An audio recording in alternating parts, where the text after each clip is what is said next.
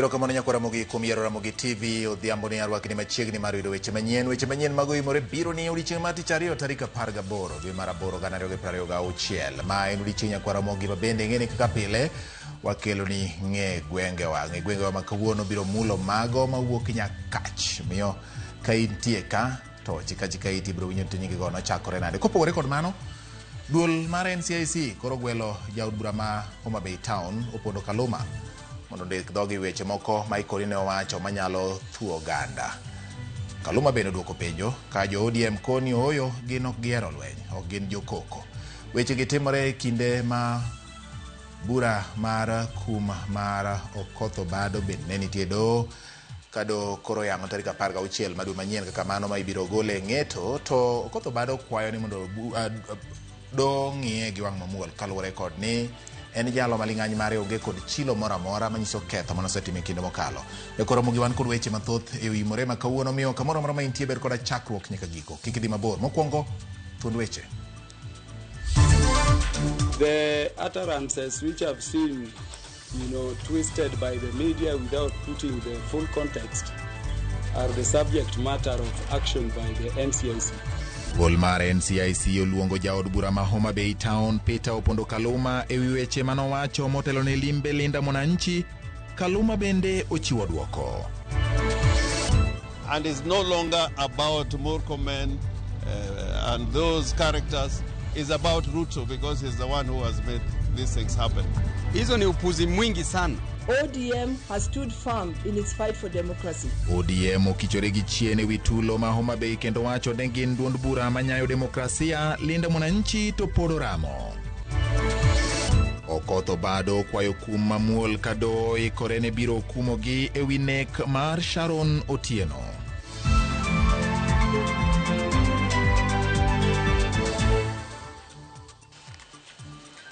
Machiegni nyakwa Ramogi bet thuolo mar ndiko namba 306 no Facebook Ramogi TV Kenya, mbui mar YouTube Ramogi TV Kenya, X at Ramogi TV KE. Jaloko mar iluongo ni Belinda Phillips, nyinga en George Bati. Machiegni duol mar Riwruok Uganda jo Kenya NCIC uluongo jaod bura ma Homa Bay Town Peter Opondo Kaluma ka itude kod tiyo gi weche ma thuo oganda.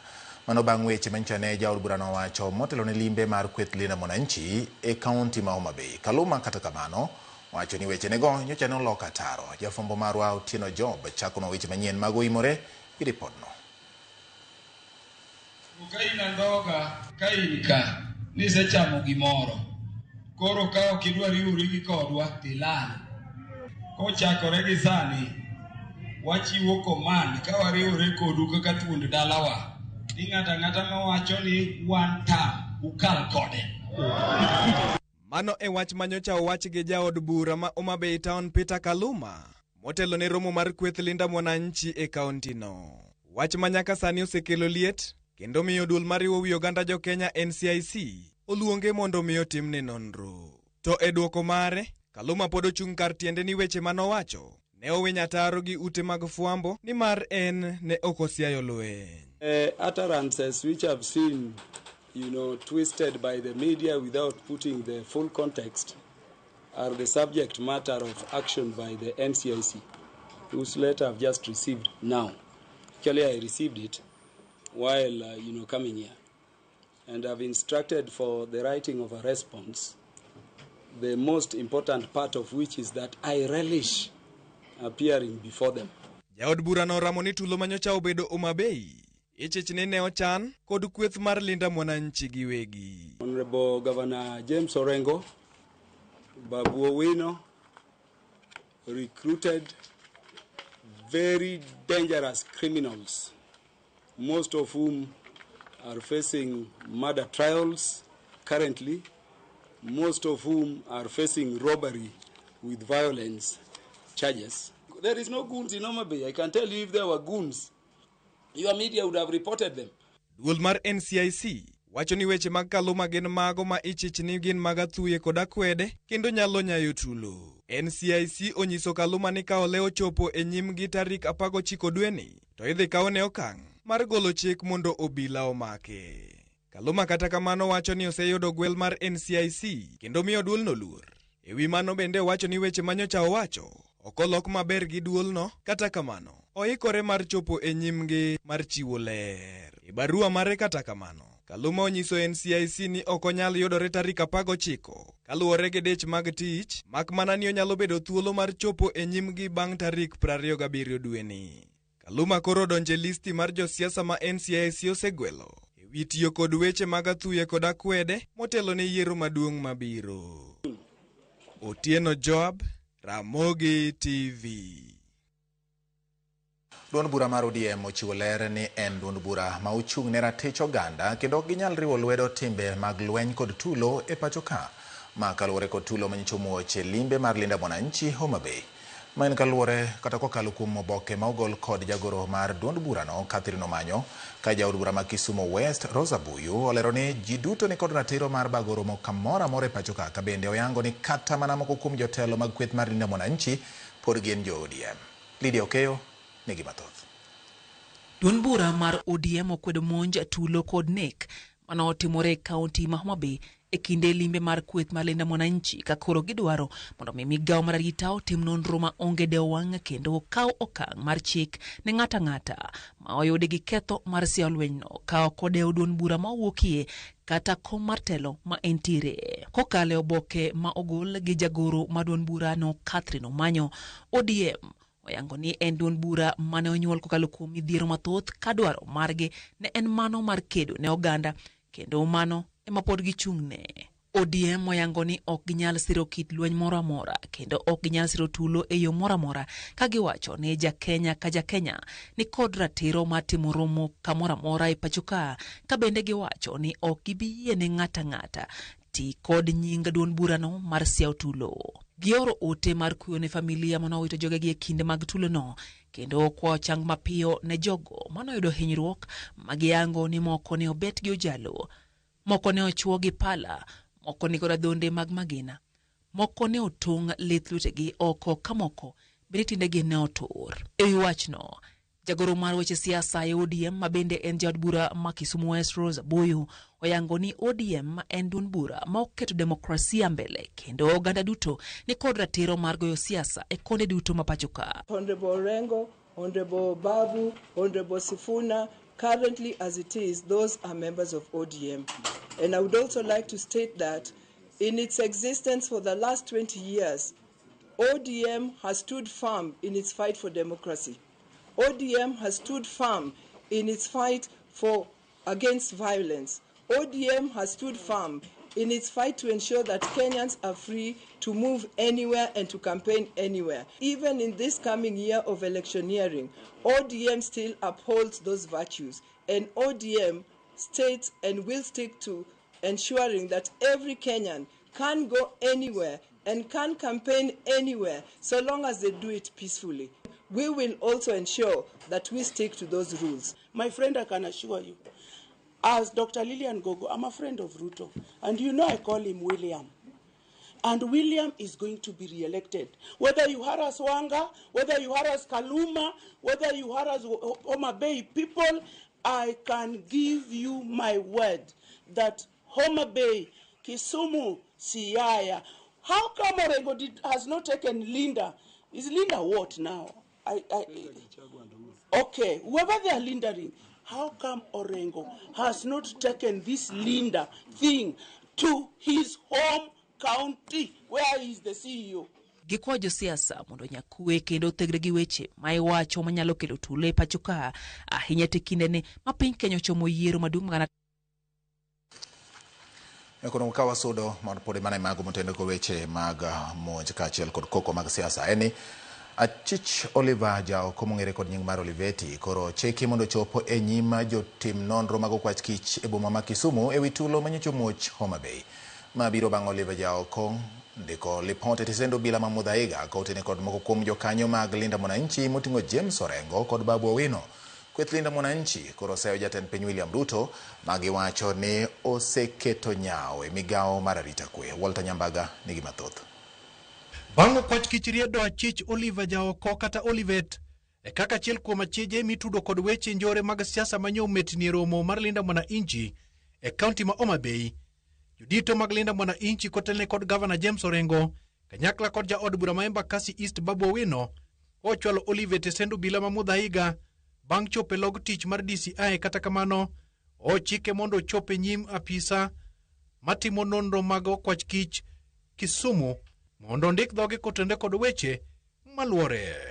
After establishing that they had no information of the posting by the National Police Service, that Oliver should report to the next police station, he advised that his information and direction was that Oliver may be required to appear before the RCIO Nyanza. Achich Oliver jaoko kod familia mare mane ochopo nyiso luoro margi kagikoni kweo kosebedonegi e kinde ka kinde ma siasa mag linda mwananchi olimo Nyanza. Ewi nyonj manyocha ni owacho ni nyocha onge kod lwete iye kanyo kata matin. Allegedly, my husband was said that alitoroka na dirisha when 15 people were being arrested in Kisumu on Saturday night. I can swear by my mother's dead grave, I was with my husband in the house. I am not a happy woman with the government. I am not happy at all. And that is all I can say. Give us peace, please. We need peace. My kids need their father. I need my husband at home. We are not refugees. We are not fugitives. Na mambo ya siasa hatujaanza saa hii. Mimi mwenyewe nilikuwa nakimbia na Mheshimiwa President Ruto, na mimi mwenyewe ndio nilikuja naye mpaka Kondele nikapigwa mawe na yeye. Na wakati hiyo nilikuwa namfanyia hao kazi. Sasa saa hii nimekuwa mtu mbaya nikiwa na watu walinda mwananchi. Mimi mnanijua, mimi hakuna mtu ananitumianga niende nidhulumu mtu ama niumize mtu. Governor James Orengo kod Babu Owino okoni sirikal koro loko tanga kendo ketonegi ketho kuomgi kar mondo tim nonro ne joma nyocha omuocho tulo kendo ketho mwandu Homa Bay. Homa Bay, for a period of 24 hours, nobody could access some of the major centers in Homa Bay, and it was happening because of the participation of the national government. And it's no longer about Murkomen and those characters. It's about Ruto because he's the one who has made these things happen. Wale watu wote ambao ameweka kwenye hiyo list, those are our personal security officers. Wanawaweka hapo, I don't know who and who, murder charges, who and who, robbery with violence charges. Hizo ni upuzi mwingi sana. Egedoro ni mondo kaukang ne jodito magikoni nigi lwedo e tulo ma Homa Bay. So we still insist that Kaluma must be arrested and Wanga must be arrested. Hii maneno ya kucheza games and we know what is happening, hii ni upuzi mwingi sana. Walter Nyambaga, Ramogi TV. Ogai mar DCP Rigathi Gachagua sayo jatend piny William Ruto kuom tulo mag siasa ma osebedo kanenore e rombe mag siasa mag linda mwananchi kod kweth maketo sirikal tesre. Gachagua wacho ni dibed ni sirikal ema ni kod riekni mag tiyo gi tulo ma kamano e chwalo siasa kendo ma nyalo miyo IEBC bedo gi kinde matek mar bago yiero maduong' ma higa manyien. Chris Owino nigi sigarani. E kinde ni ma ng'ato ka ng'ato guonyo wiye e wi medruok e njore kod tulo mag siasa, Gachagua tudo njore mag mago kod piny owacho mamalo. E romo mare kod jood bura mag Wiper e dalane ma Wamunyoro, Gachagua wacho ni jonjore mane omonjo romo mar linda mwananchi e kaunti ma Homa Bay chieng' Jumapil mokalo kod mago mosebedo ka monjo romo ma kweth mbalo kod sirikal gin jonjore mag piny owacho. Unajua kuna siku Murkomen alikuja bunge akaleta list ya 104 gangs in Kenya. Those 104 gangs have all been contracted. Gachagua yango di bed ni tiere riek mag tiyo kod jonjore mag siasa e mucho tulo motelo ne yiero mabiro kaka yo mar chuno IEBC mondo chwal nyime yiero mabiro nikech sirikal oseywa ng'ich. Murkomen has been briefed to cause chaos in Kenya, make the country ungovernable, so that the IEBC can postpone the general election for 2 years and William Ruto can continue to be in office for another 2 years. Kalore gi medruok e tulo mag siasa pacho kae, Gachagua koro kwayo pinje maoko mondo donjre e wachno ka pik pok ohew mogo. We are asking the American government, the British government, Germans, France. They intervened for us in the 90s. Wakati ya Hemstone. They can still do it again. Wi wach mar walo jalar ten piny kod otiko mar kweth mobalo kod sirikal, Gachagua wacho ni en kaachiel kod johera mage gi ikore mar siro jatelo moro amora mar telo William Ruto dala. The best way to win this election, the most definite, what I hear is called sure bet, is one single presidential one car. I'm committed. And myself and my people will make whatever sacrifices necessary to make sure we have one presidential candidate. After the identification of that candidate, if it is me, I will lead that campaign to the end. If it is not me, it's somebody else. I'll be the director of the presidential campaign. And we want a margin of 6 to 7 million. Ndio hii mtu hata isiende Supreme Court. Chris Owino, Ramogi TV. Kapurwane mana weche mag Gachagua no gai madun bura mar DCP Rigathi Gachagua yudore kama tek kendo bang' kiro weche moko e kinde mane otwang' kod oganda ma Madhira kama onyiso gi ni gibigi yie ne agent mag UDA e alworano. Gachagua wacho ni gidhi keto piny bedo matek ne agents mag William Ruto e yiero. Mimi nataka niseme isipokuwa Dimaine polling station akuwe na agent wa Mombi mwenyewe. Si anapigia Dimaine polling station? Polling station ingine yote hata Kasongo asikuwe na agent. Kwanza hapa kwangu Sagana Primary School, nikija nikute agent ya Kasongo tutakosana na nyinyi. Wapi watu ya Sagana Primary School? Wapi watu ya Sagana? Watu ya Sagana tusipate hapa akuwe na agent. Na hapa Irori na Karatina kwanza kwa soko sitaki kusikia agent wa Kasongo. Anyimwe akosa agent, si ndio? Jadolo maduong' mar kanisa Anglikana Archbishop Jackson Ole Sapit koro dwaro ni bad migawo mar arita omany yo mar thiro njore gi maundu ma okwako paw siasa e pacho ka. Sapit ma oloso e kaunti ma Kisii wacho ni tulo mag siasa ma medo nya e pacho ka kelo luoro ne jo Kenya kendo nyalo tero piny kamarach.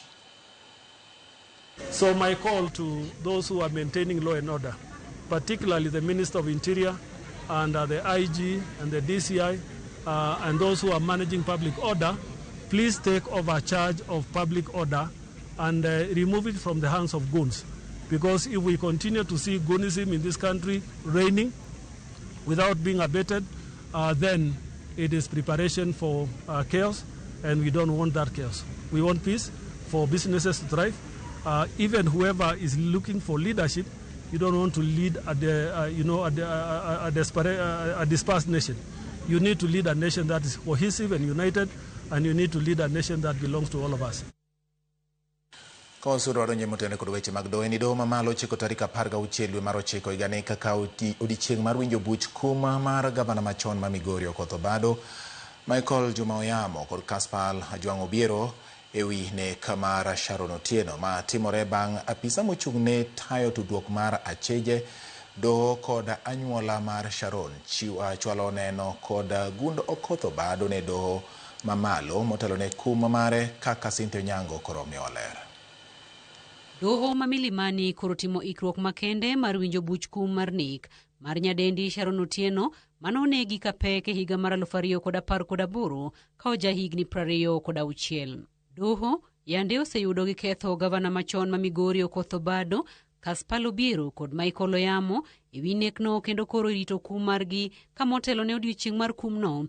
Doho dhi winjo weche ma opedhi nyime ewi nonro mar ji adekgo. Kaluwore kod lipot mar nonro ewi Okoth Obado ma ochwal e nyim doho ma bende ong'ere kaka Pre-Sentence Social Inquiry Report, Obado lero hike, chal mare mar thieth kod higni mathoth ma burano osekawo kaka moko kuom gigo momiyo doho onego miye kum mamuol. Jatelo no oyango ni en kod ling'any maler kendo pok obedo kod timbe majendeke e ngimane duto, ka lipodno bende onyiso ni Okoth Obado osebedo jal makonyo oganda, anyuola mare ogeno kuome kendo osebedo e tudruok ma kinde ka kinde kod anyuola mar Sharon e yor chiwo kony ahinya e kinde ma bura ne dhi nyime.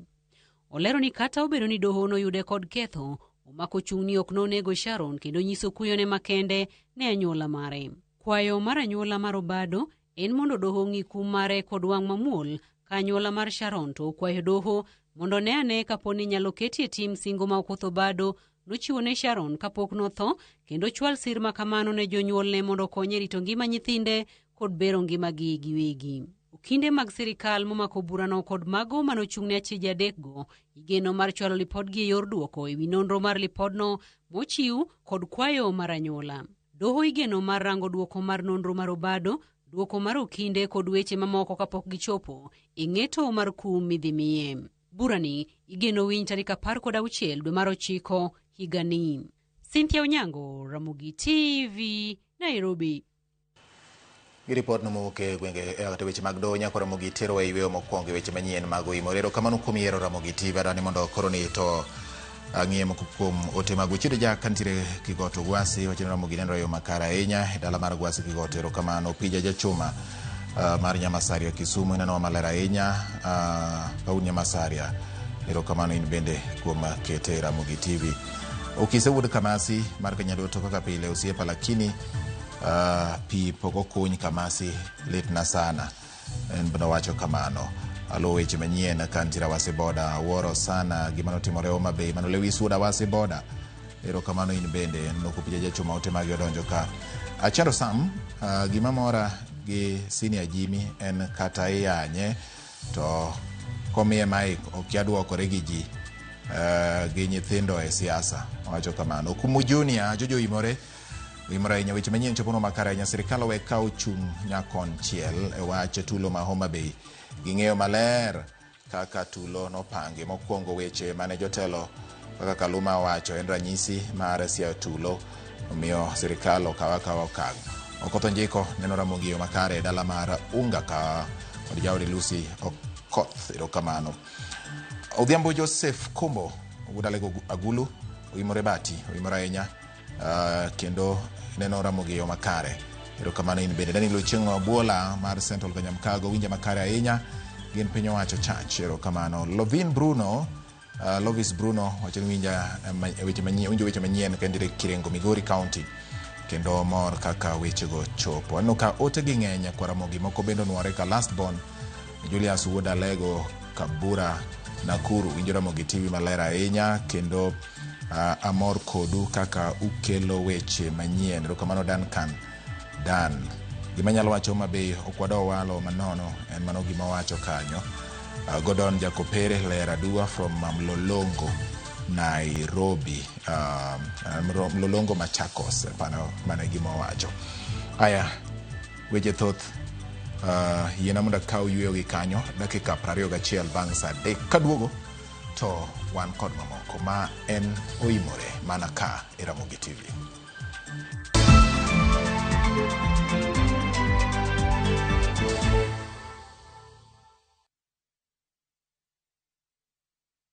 Harufu nzuri, manukato laini, Downy Pure Bliss imetengenezwa na manukato ya asili yanayokuweka kwa utaratibu kwenye hali tulivu. Ijaribu kwa shilingi 20 tu.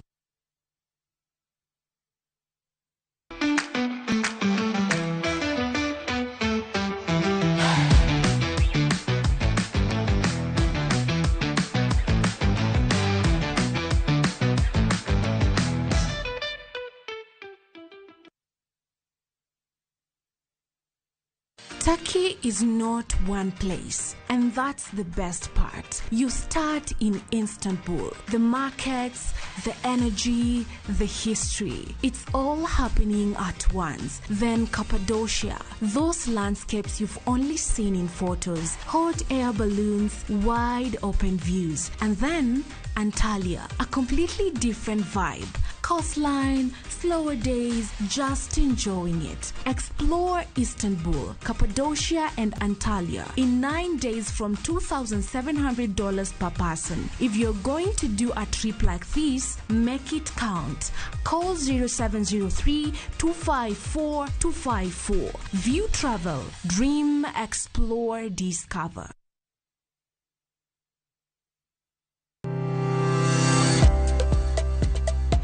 chalo chiro. Igoe nengo, ing'iewe to bende iloso e mwandu. Tich ang'wen ka tich ang'wen juma ka juma, are saa 4 mar okinyi nyaka saa 7 mar odiechieng'. Arwaki e paw ohala. Itime nade? Yot mage mantiere, to maling'ling mage mantiere.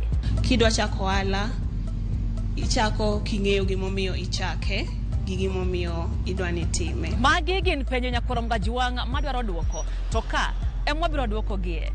Siwinde mar ohala kod an Lydia Okeyo. Kik bai.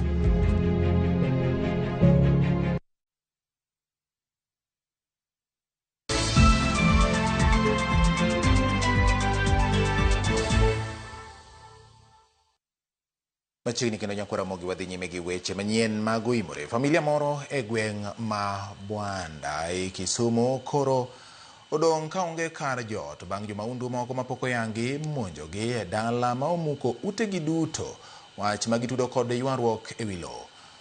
Mana kaka ripota marwa Millicent Adhiambo lero, familiano lero ni familiano koro ywago arita motegno kod ratiro kaluwore ni koro gidak kod luoro bang' monj makamano. Luoro kod kihondko koro okwako ngima familia moro e gweng' ma Bwanda sub-county ma Kisumu East. Bang' jonjore ma kwan gi 20 nyo monjogi e dalagi apoya kendo chako muko ma oketho utegi kod mwandu duto mane nitie e igi. Lona Achieng', ma en min dalano, yango ni kweth jonjorego nyocha okwongo biro ji 8 mane omonjogi chieng' Jumapil kendo bugo ngimagi ka siemogi ni nyaka gidare lowono moyango ni gisedake kuom higni maheo 30. Noyuda kabet e dhoda kacha gimoro saa 10:30 madhi 11 to kadonjo ot to nyathi ringo biro nyisa ni mama jok oduogo. Mano yudo ka nyoro ne gibiro kae ji 8 to gibiro to 5 odong' kucho, 3 nyodonjo e iye kae kawuoyo gi babani. Magidhi kamano gibayo ne babano wach maginyiso babano ni in nyaka wadari, ibiro dar makata idagi. Morris Odhiambo Sauke, ma en wuon dala mane omonjno, tudo wachno kod ywaruok e wi lowo ma okone ne osetero e doho ma oloyo bura. Kata kamano, joma ne olaro godo lono ne odok ma omako bura manyien.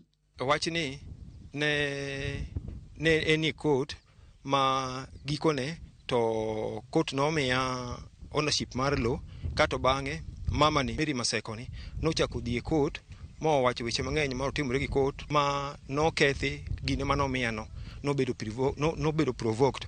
MCA Mama Keth Milimani Seth Kanga korka kore okwedo wach monjono e okang' mamalo ka okoni ka wach mar ywaruok e wi lowo nitie to obila ema winjore oti godo ok jonjore mar kawo chike lwedo. Kata ka nitie ywaruok e wach mar lowo, taparo nitie kaka onego tim. Kanyocha ne court osewacho weche moko. Taparo ni orders mag court onego bed ni ng'ama enforce en OCS machiegni ma kama wantie ni wan gi Kasagam police station.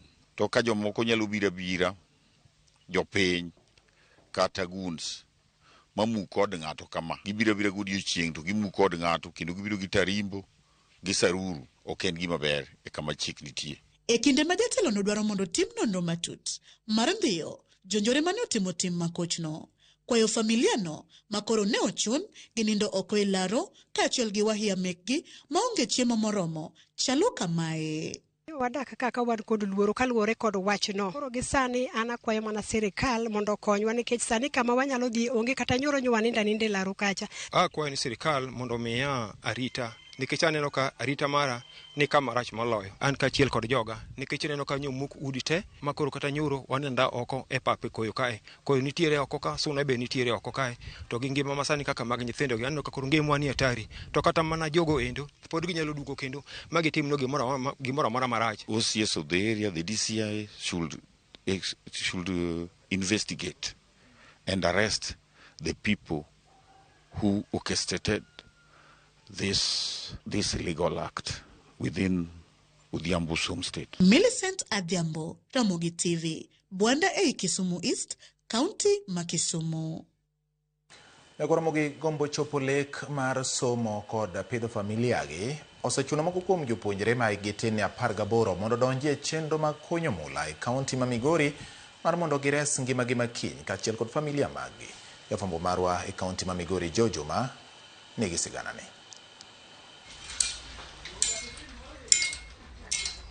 Kada bed ni kuonde ma kunyo mula chiko koyir nyithindo mondo koro twi chenrogo ma kunyo mula ne wayango ni moko kuom kuondegi jopuonjre ma hikgi tin 18 osebedo ka pondo kendo donjo e wechego mag kunyo mula.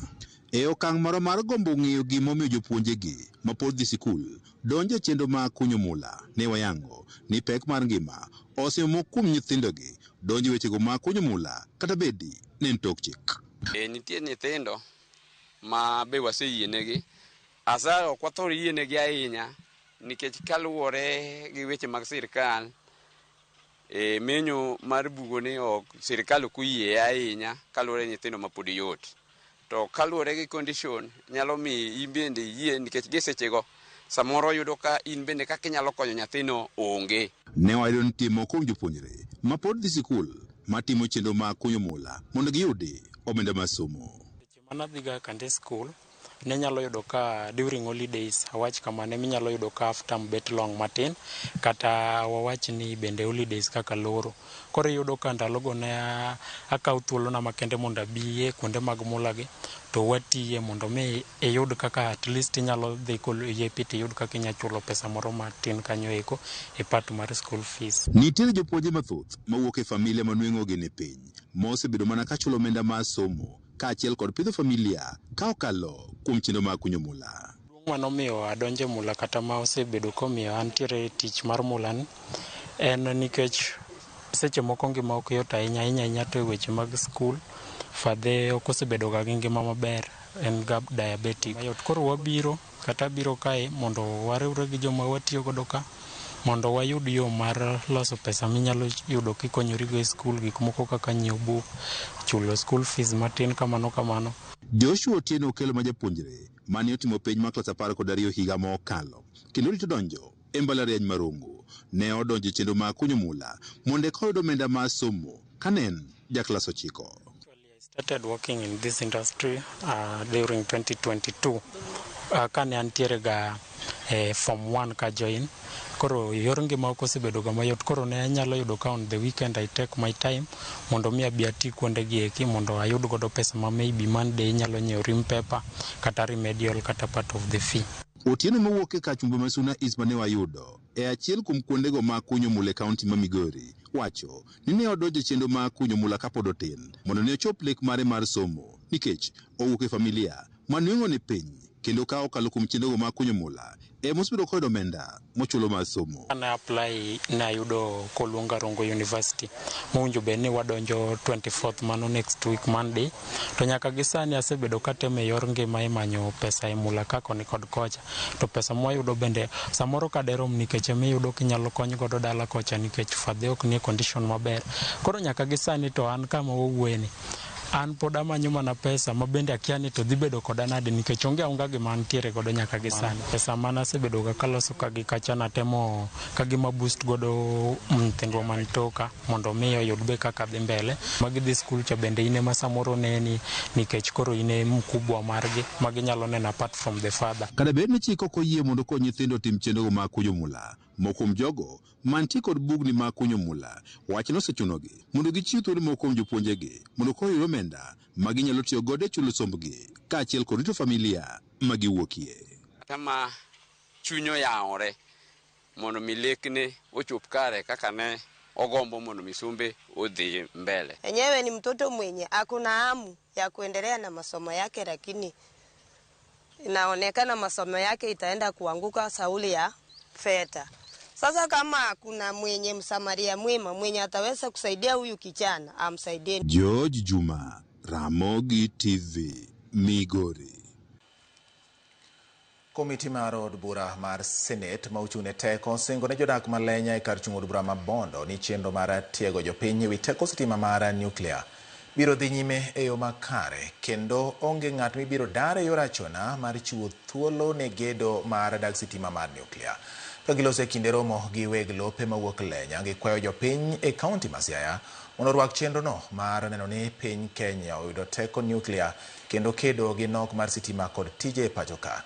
E kindeno weg lope mane oyuoro e chenrono kwayo Nupea kod KenGen mondo ota chenro mong'ith mar kawo paro kendo puonjo jopiny ewi ber kod rach teko nyuklia maonge achune.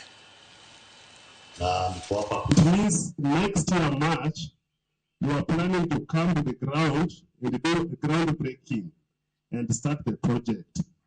Yet now you're telling us that this project still needs to take long for data collection. The Constitution of Kenya and the laws of Kenya provide that in the event any land belonging to the citizen of Kenya is required for a national project, there shall be adequate and prompt compensation, and we will follow those laws.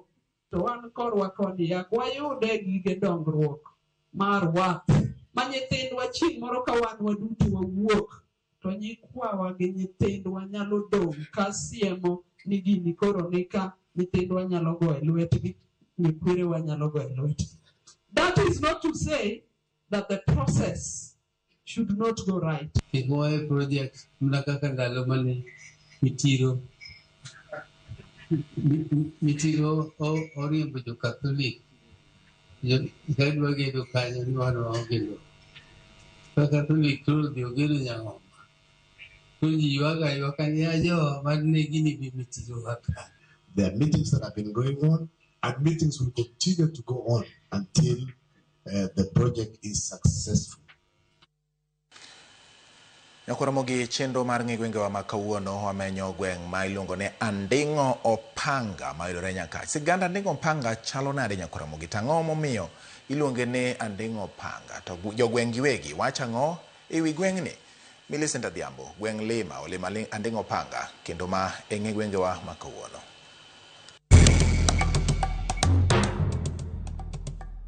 Nyakoromogi ajwang' mana kamano kaka nasingoni machiegni kendo e tielo machielo e chenoni mar ng'egwengewa ka jumani kalapapla mar ng'egwenge owuok e kaunti ma Siaya ofuyo ma odhi Opiyo kendo e kaunti ma Kisumu e gweng' ma ong'ere ni Anding'o Opanga e sub kaunti ma Nyakach. Ka iselimo kata isewinjo kama iluongo ni Anding'o Opanga, bende isepenjori gima dinemi chak kamoro ni Anding'o Opanga. Wachako twak achiel kachiel mana kaka pile kod jogweng' makae ginyiso ni to ginto paro mane ma wiye magin godo magiparo ni dinemi chak gweng'gi ni Anding'o Opanga. Gweng'ni nochak na Anding'o Opanga nikech kwang'iye mos ne en kama tek kabisa mane dak bende ok yot, kendo joma nodake manokwongo bire ne joma nok to ne giyudo ka kar kae ne kama dake ne ok yot ahinya, kata pur ne ok yot nikech notimo kite, otimo bunge, en kama ne ok yot ahinya kendo notek. Kaluwore gi tek mar piny kendo gi tek mar dak e iye ka pi ne onge, en gweng' mane ber ahinya. Koro jok manokwongo biro ka nochake ni Anding'o. Anding'o en tiende ni kama tek, then Opanga koro en nying mar mabati. An generation mobiro machiegni ayudo kochak kan Anding'o Opanga nekech tek mar access mondo mi ichop Anding'o Opanga kae gi kaka yuto nitiere. Koro weche mag Anding'o Opanga ayudo ka maombe wa modify ni Anding'o Mabati. Mabati ne nigi moro mane matek kaluwore gi kaka area ni be access gik moko tek, yuto tek, gimoro amora tek. Gweng'ni konyuola tayudo kiluonge ni Anding'o Opanga, to katemo go mbaka gi jodongo tayudo ni gimomiyo nochake ni Anding'o Opanga ne en tek mare kendo ne en ei bungu machope tek. Mar ariyo obiro nikech Opanga no en mabati, emomiyo nochake ni Anding'o Opanga. Tiende en kama tek ma kidwa ng'ato gere mabati to ng'ano ng'ama lich miwuoro. Bang' winjo paro mopogore ma jogweng' oselieko koteneno kod nono mar nying gweng'ni ma Anding'o Opanga, we koro wawinja nena ni adieri gi kuku mar wach ni kanye madinemi chak gweng'ni ni Anding'o Opanga tene ochakore nade. Anding'o Opanga nochakore ka jodongo manobiro limo pinyni moko nobiro mochako dak Chang'o godni kane gibire ne giyudo ni notimo kite ahinya, to kite mane nitie ne gin kite matek. Wacho ni kucho nitie mana kidi moro miluongo ni Anding'o. Kit Anding'o no mon kane yiero pong' to ne giwacho ni kit anding'oni kata tieng' ok tieng're. Koro ne gidhi ni got mono ni ku to tim anding'o lilo. Koro miyo kane jogi biro ka to ji dara. Gibiro ka to ji dara. Koro ka jodongo moko biro ka, koro gichako luongore kendgi. Jodongo go kaka ne ging'ere. Gichako dak ewi anding'o ka. Koro nying mar anding'o panga. Opanga ni nobiro ka wasungu koro limo gode ni. Negidhi kamo munene booster mar Safaricom cha. Kanyo nochunge boya moro. To ba noket wiye kokenyore kama. Wiye manokenyore no okete lumbe ma kamae. To oket mabati kama. Mano umo kidi. Kitanding'o moro ne ni kanyo. To akia gima ne gituchego. Noket mercury e iye. Koro akia ni mercury ni ne miyogi detect gigi kuonde moko. Koro mano, koro nidhi anding'o makae ni wadhi anding'o boya kata anding'o panga. Koro ji ochako neno opanga. Mae gima nokelo nying miluongo ni anding'o panga. Kama tax ni nobiro kaka ma. Jopuonj ndalo moro nong'anyo ni ok sirikal ng'i gi wang' maber. To ka jo Kasai kama jopuonj nodhi ng'anyo wang' pap ka ji ochomo pap Onditi. Kuom hawi marach, wuod Kasai achiel ma japuonj ne mtoko tuomo motho. Kosetho kamano to chieng' manonego biike okil mar jopuonj matetea ne jopuonj nobiro ka ike. Nong'iyo kaka kachalo mokomani, kabe dhano dak. Moko ni jomodak ka nyaka migi miluongo ni hardship allowance. Kendo nowacho ni straight away. Ka wachno nobiro kamano, noyud ka wan mana sub-location, ne pok wabedo kata gi location. Wachno notamore nikech nidwa namiye janding'o panga kende. Noyal Manyakach sub-county noyudo thuolo mar bedo gi gimiluongo ni hardship allowance. Anding'o panga humbe landore kod weche kata timbe mage. Kaka jo anding'o kaka ong'eyo maber achiel, ong'ewa ni wadak kama tek, kama ngima bende ok yot ahinya, kama yudo chiemo ok yot ahinya, kaka pur bende ok yot ahinya. Koro wan ong'ewa kaka jomodak e Kisungu wacho ni hardship area, kama tek kabisa. Yeah, somebody like Trevor Bija, jalendo mara huma malich miwuoro. Osomo mana nding'o secondary kae, mo produce makawuono en e caliber moro ma jo national nyalo nene. Koro olando gweng'wa yo malich mowuoro. Maduong' mana nding'o panga en tek mare. Tieni en like marginalized area. Mar ariyo en jogo mosegol kaka one of our own Trevor Mbija. Mabende sani oketo wa ngas moro kaka janding'o. Ma ng'ato kowinjo janding'o panga to koni mano korgi Trevor. Ne gin joma tek ma kogoyi piny to ok ichak iduogi ire kendo. Thum maniomo. Thum Kasai manding'o ok ituge. Koro ne gin joma ger. Wan kane waridore wadhi thudi buoro. To luorwa nikech rieko mane wan go. Opira bende ok lowa. Kane chopo e kinde ma koro piny ochopo kama koro ulendo. Chon ne nitie KBC kende. Kik wiya wil ma ok amulo Josephine Sirega. Oa e skundini. Wiya kik wil the current. Koro wan go Mbija taya. Jowa mang'eny. Kae manoting'o Joaso Kong'o mane lende e redio. To bende gweng'ni ma anding'o panga osenyuolo dongruoge ne jodak makae maginyalo kwano.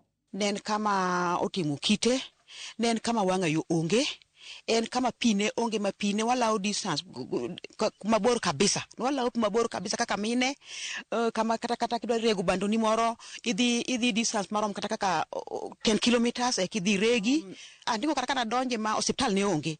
Hospital ne wanyalo dhi Nyabondo kata kamine ma yach man gi ich, iwuotho nyaka Nyabondo gi tiendi, kendi iduogo kidhi e clinic kata kidwa konyori. In fact most mine mang'eny ne konyore kata wang'a yo. Koro sani kwa chopo mwadhi adhiya kamano kawuono wanyalo yudo yo machopo ka en Maram Road, geche nyalo chopo nyaka kama ntieni. Hospital bogernwa ka wantie gi dispensary machiegni, kasto skunde wantiere go. Chon ne wan gi skul achiel mane Anding'o panga.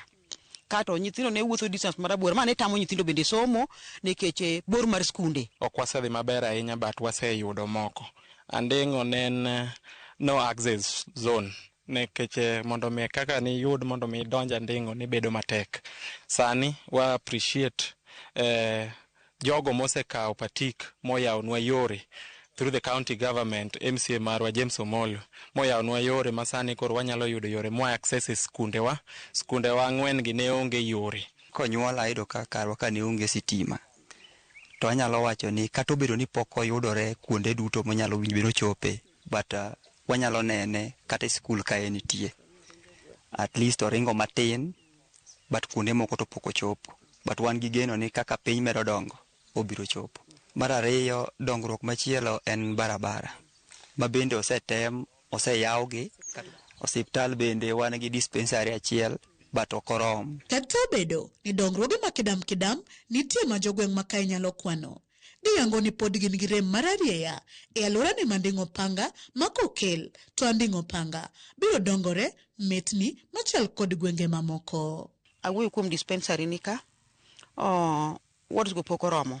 Kaso bende en achiel onego ket mag gibed kata ariyo nikech Anding'o duong' to wan ga achiel kende. Wan gi secondary school bende achiel kende. Nyithindo wuotho en secondary mar odiochieng' en day school. To pod nyithindo ama boyo distance pod boyo kabisa nyithindo pod inyore gi distance mondo gibi e secondary wachiel ni pod wan gi chandruok machalo kamano.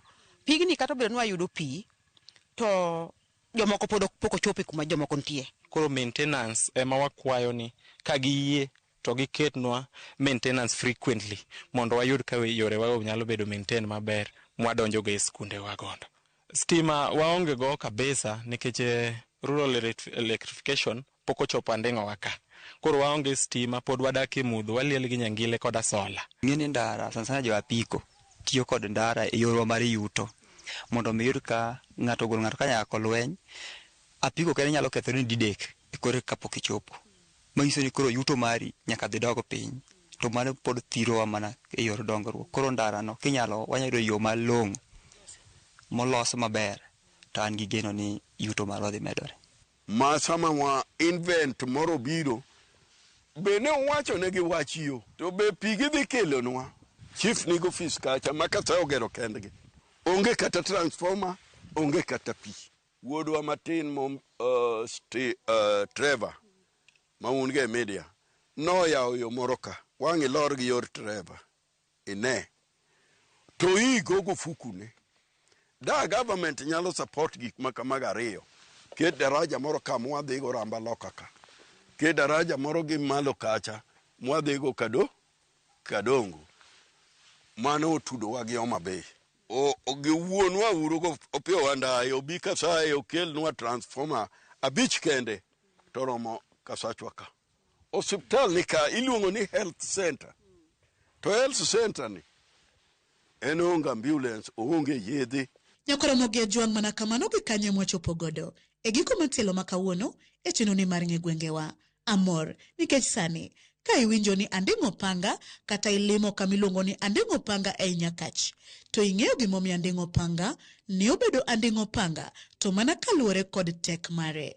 Omiyo kik idhi mabor Nyakoromogi medikete mana kanyo e wang' jowi mare mar Ramogi nikech ka ema singoni kendo ni juma manyien aduogoni kod nono mar gweng' machielo.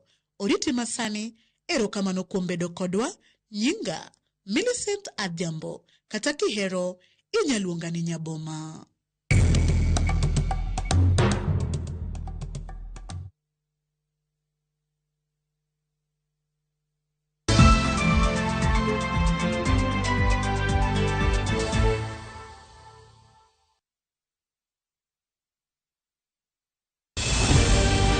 Heaven's Fire Prayer Summit 2026 is here. From 18th to 23rd of August 2026, Apostle Julius and Reverend Martha Subi of Exploits Worship City invite you to join believers from across Kenya and the nations for 6 powerful days of prayer, worship and revival from 9 a.m. to 7:30 p.m. Theme: The Outpouring of the Holy Spirit. Ministering Pastor Robert Kayanja and Pastor Jessica Kayanja from Uganda, Lady Bishop Kathy Kuna from Kenya, Kenya, Archbishop Dr. Harrison K. Nganga from Kenya, Pastor T. Mwangi, Dr. Francis Miles from the USA, and Prophet Thomas Tijo. Worship ministers Sunmisola Agbebi from Nigeria, Steve Tebb from the United Kingdom, and Kestin Bogo from Kenya. Mark your calendar from 18th to the 23rd of August. Exploits Worship City, Nairobi. See you there.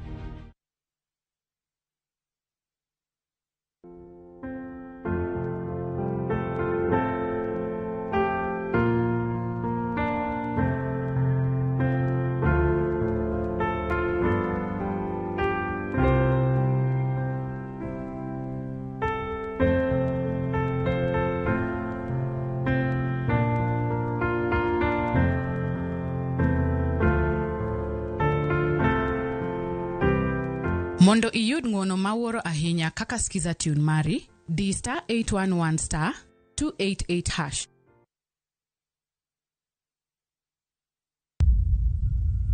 Kar chakruok wach ne nitie, to kata sani pod nitie weche machando ganda manyaka many duoko maggi. Kingli bimbe chando wa kabisa, chando wa okwa pur an mokwongo bim no lawa magora piny maidong neno lwetani. In wacha nikech asewuok oko mar keloni joma ni kod duoko. Nam kanyo koro sani wan gi shida nikech rewa kethore kendo wause nengo mokethore nikech waonge gi konyalo preserve gi kwarito godo chiro. Tudri koda an George Bati e chenro mar Mbakoromo e wacha tich adek saa 4 okinyi nyaka saa 7 odiechieng' mana e Ramogi TV.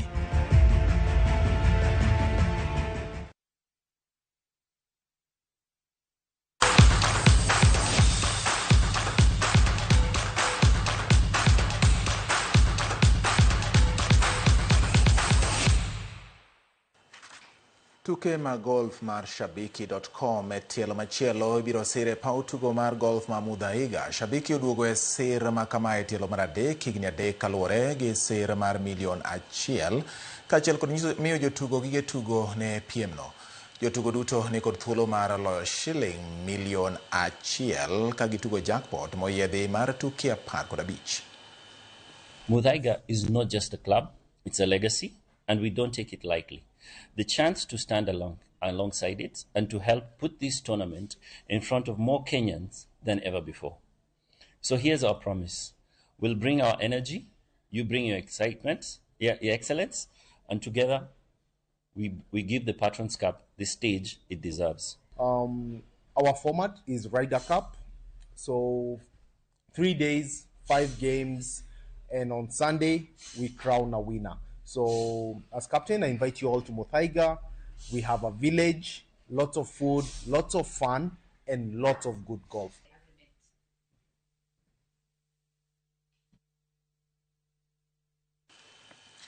Celestine Nsanzwera mawuok e piny mar Rwanda noloyo tielo mar abich mar Sunshine Development Tour Tournament tok bedo gi tugo maber e tielo mar abich e buche 65 manotugi Ruiru kendo tieko kodong' buche 10 ma en loch mar ariyo ne Sunshine tok ne loyo tielo mokwongo manobagi Thika. Ne onyiso tugo makare e tielo mogik ka obembo ja Nigeria Godwin Okoko manomako namba 2. Mike Kisia bende ne ondiko duoko mare makare mokwongo ka okawo namba 3. Tugo mar Ruiru ne ochiwo thuolo ne jotugo mag golf bero chung' margi mar jotuk golf maraga e piny mangima. Tielo machielo ibiro bagi e piny mar Rwanda dwe manyien.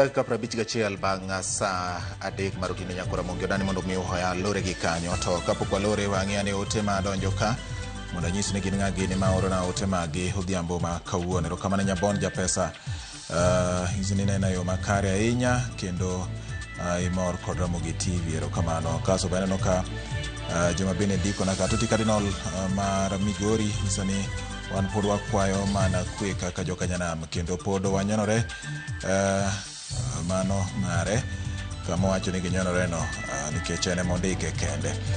Kopogore kod mano bende nyakwara mogi joma bende medo ndiko naka Gilbert from Rarieda wacho ni nonane jaod bura ma Homa Bay Town Kaluma kalure kod weche manchana wacho. Don Jamigori wacho ni intiere Manyata Kisumu wacho ni gin sama goons rakore to gin gichwado mana tich injili bende kiche everywhere.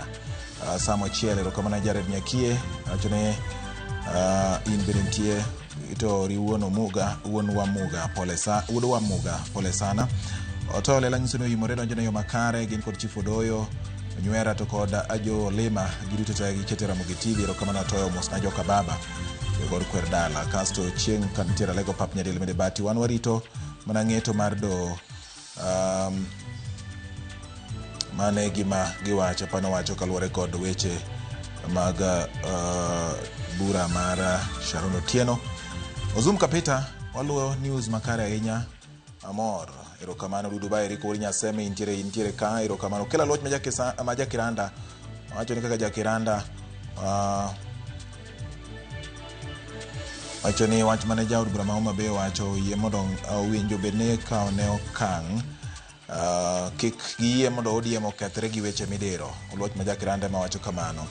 Morris Dianga uru kam gundo bene ntiere ka kendo wacho ni ntiere gwenge mag North Kanyamkago wacho ni dwani mondo med mana keto Ramogi TV wacho ni olamo ne Kaspalo Biero Kotho Baro kachiel kod Oyamo kaluore kod gigo mane omako gi erokamano ahinya in bende kuom kete e Ramogi TV. Yiena mondo koro ni talore gi kanyo manigi chakruok bedo gi giko nyakwara Mogi ne wachake saa achiel waringo kode wago break wadugo saa 3 wachako wachoro ni moko koro in gadieri kuom gik motimore e okenge ma gik matimore kosechope kochopo odiechieng' ma kiny chakre saa 4 nyaka saa 7 wabiro bedo gi iwacha e Ramogi TV wabiro ng'iyo pur mar ochele nyakora Mogi midhiero ma pur mar ochele gi jopur kale kiny te ugole chunyu kendo ngogo oko mana kae iwacha kinyan gi jotelo mopogore mawuok e bede migepe